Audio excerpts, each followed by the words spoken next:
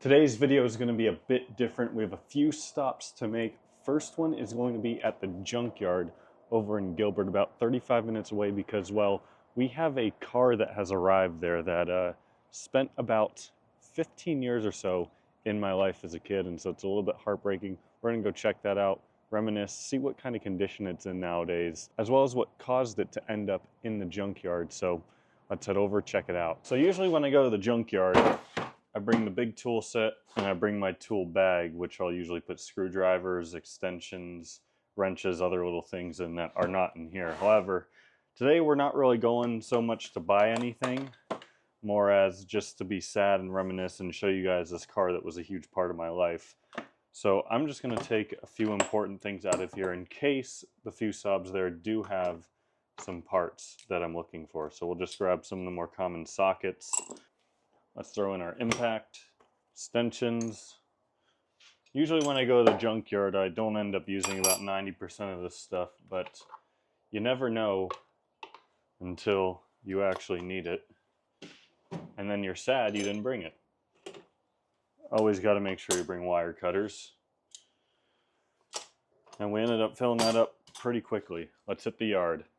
This junkyard is unfortunately about 35 minutes away, so it's a bit of a hike, and it's going to be 115 out today, so we are going nice and early. Let's go check this thing out. All right, let's go find these few Saabs here. Particular one we're looking for is in row 23. All right, when I stop recording, I see it already. There it is. There it is. What a bummer. I have to admit, this is really, really, really depressing to see. For anyone who might not know, and I actually checked, I never made a dedicated video on this car on the channel, but this is a 2004 9.5 wagon that my parents bought brand new back in 2004. I remember being at the dealership when they bought this car. I remember being driven to school in it every day, and I remember when I got my license, well, driving this car to school myself for about a year until I got my own Saab. And you can see, since we sold it, I believe maybe back in 2019 or so, it has lived a very, very rough life the last 5 or so years. From the factory, my dad optioned this car very well. Of course, you got the double Y wheels. It is an arc, not an arrow. It has the xenon headlights on it. We sold this car with, I believe, just under 260,000 miles on it when we did sell it. So, I mean, this thing was a workhorse for our family. Trips everywhere, vacations, just getting driven every day. It was just an amazing, amazing car, and it lived an amazing life. So while I didn't have any dedicated videos on this car, I can guarantee you that if you go back and watch some of my older stuff, it's definitely sitting there in the background. We ended up selling it pretty cheap because around that mileage, it started to have some intermittent transmission issues where when it was really hot out or the car got really hot, the transmission would shift pretty rough. So I think the fact it took this long for the car to end up in the junkyard means that whoever we sold it to for like probably $1,000, oh gosh, those struts don't work. That's a little heavy. There we go. Whoever we sold this thing to for, I think, like $1,000, at least put some effort into it to keep it on the road for another 5 or so years. So I'm curious to know what its final mileage is at. Hopefully maybe over the 300,000 mark. That would be really, really cool. But you can see when we sold it, it started to have some paint fade on the roof. Nowhere near as bad as it is now. Now you can see it's all the way over all the pillars. The car probably sat outside for the rest of its life after we sold it. But it had the double Y wheels, like I said.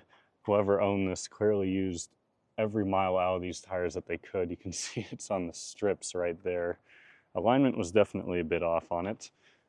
Unfortunately, it looks like there's only 3 double Ys though, so if someone did want them, they're going to be a wheel short. They're obviously one of the most desirable wheels for the early 9.3s and 9.5s. But the engine on this thing was fantastic. I really you know, would like to know why this thing ended up here. Did it finally like melt a piston? Did it finally, the transmission gave out for good and they just decided, I don't want to replace the transmission? I mean, who could really blame them? With clearly this car has lived a rough life cosmetically since we sold it. Looks like they even had tape holding up the windows at some point, but even after, I mean, what we can assume is probably 300,000 miles, still got that good door opening, closing. I remember after I stopped driving it and my sister started driving it was around the time these door handles started to kind of fall apart. So clearly the new owner didn't bother to fix those. I mean, I remember taking this car to my prom and thinking I was like the coolest kid around driving this thing. But this car, outside of my dad's NG900, everything family related was in a Saab. And so this was a huge part of that. And obviously a huge part of the reason why I like Saabs and why I own 2 of them today. But sometimes you just hit a point where it's time to put a car out to the proverbial pasture. I mean, you can see this thing still has no body damage on it. When I say no body damage, of course, it's got some scuffs here. You know, clearly at some point after we sold it, a lot of this happened. I remember this piece got damaged pretty bad at one point. Something came up on the highway that one of us hit and it damaged this little lower lip here, and so it got cut off in the middle section. These fog light brackets got broken at one point. I also remember these back seat pockets being all stretched out like this because we put so many things in there as kids. It's all these little things that I had no idea I didn't remember that are now coming back to me. Put the hood down just as a sign of respect, I guess. But oddly enough, this Junkyard has in the same row another 2004 9.5 wagon in Nocturne Blue, and I see it at the end down here. If you have a keen eye, you might be able to see it as well. But let's check out this one super quick. I have no emotional attachment to this one. So it's same exact color. This one obviously had looks like probably some base model wheels on it. Did not have the xenons. Someone's been here looking at this thing already, but same spec otherwise. Basically the tan interior with the Nocturne Blue, same wood dash. See if it has rear parking sensors too. It does not have the rear parking sensors, but interesting. This car got here like 5 days before our old wagon, and it's to the common person an identical car. Crazy. This other wagon has the same exact door handle issue too. Looks like whoever owned this one tried to do some sort of temporary fix that didn't work out too well though. Kind of funny. Obviously it's a common problem on these. No body damage, anything. Honestly, the paint's in a lot better shape than our old wagon. So I'm guessing a mechanical failure here as well. Maybe that B235 melted a piston or something like that. There are 2 convertibles now, one old generation, one new generation, way at the other end of the junkyard. So I'm gonna walk down there and let's see what's up with those. This one here is a bit sad to see. It's a 9993, which means it's a T5 car. Someone put a climate control out of something else on there. So T5 is a lot of people think is kind of the best motor and engine management in Saab. Very, you know, wasn't offered for many years, and many consider 99 to be the best year for it. And the extra sad part about this one in particular is it's also a manual. So someone's clearly been rooting around in here. This car is in really rough shape, unfortunately. But I mean, look at this paint around here. It's like patinaed somehow. I've never seen that before. Very odd. But just one more row over is actually a new Gen 9.3 Aero 04 convertible in silver as well. So let's take a look at this one and see if there's anything on this. Looks like people have already hit this thing pretty hard. Someone's even taken apart the ABS module. I actually know my buddy took the hood from it for his silver Aero. Wow, someone's gone as far as taking the door off. Someone actually took the entire Aero interior out of this thing. This is what I really like to see. is when these cars do show up at junkyards, that people get everything valuable off of them. This looks like maybe they're in a bit of a nasty, oh man, this has those awesome 17-inch wheels and someone must have hit a nasty curb or something with it. But it's odd because it doesn't really have any body damage. I mean, it's got a side swipe mark there, but no big dents on the quarter panel. I mean, someone even went as far as pulling the power steering and vacuum pump off. Someone's taken the coils. Someone really did a number on this thing. Actually, hold up. I think I could use these buttons on my car because it is an 04, so it has the older style. When I switch back to the Maptune wheel, I lost the paddle shifters. So I might grab these off of here. 5 minutes later. Buttons have been acquired for $11. Not too bad. Junkyard prices have really gotten crazy in the last year or two, but I think that's a pretty fair price for that.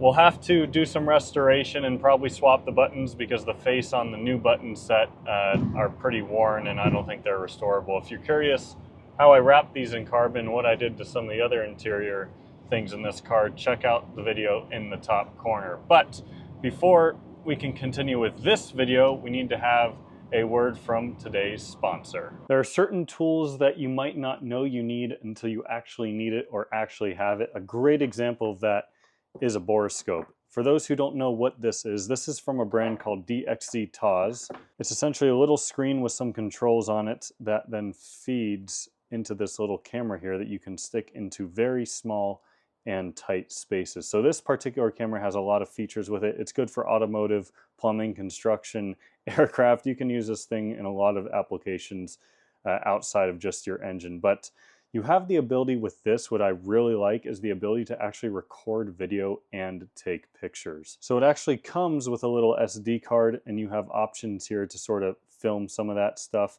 And the really funky thing, and this kind of still trips me out, is on the handle here, you have some buttons, of course, to adjust the brightness. That's pretty standard. Also a way to zoom in if you'd like. But the really weird thing is you can actually rotate the camera. I want to actually take this real quick and test it on the car and look inside my cylinders because I've never had the chance to do that before. Clearly, I'm not going to be sticking this inside my engine every day. There we are, we're in the spark plug holes. There you can see we're looking at our cylinder. I can even rotate this a little bit. So this is like a good way to check if there's any damage, like maybe if a valve hit a cylinder, you'd be able to see it on here. I personally think that this is not the most useful application for this. I think the most useful application, at least in my case, is going to be if I drop a bolt in the engine bay and I cannot find it, I can kind of feed this thing around in there to help look where I can't physically see. They also include some cleaning supplies, charging cable, and other things to help keep this thing in tip-top shape. But if you're interested in checking it out, a link will be at the very top of the description.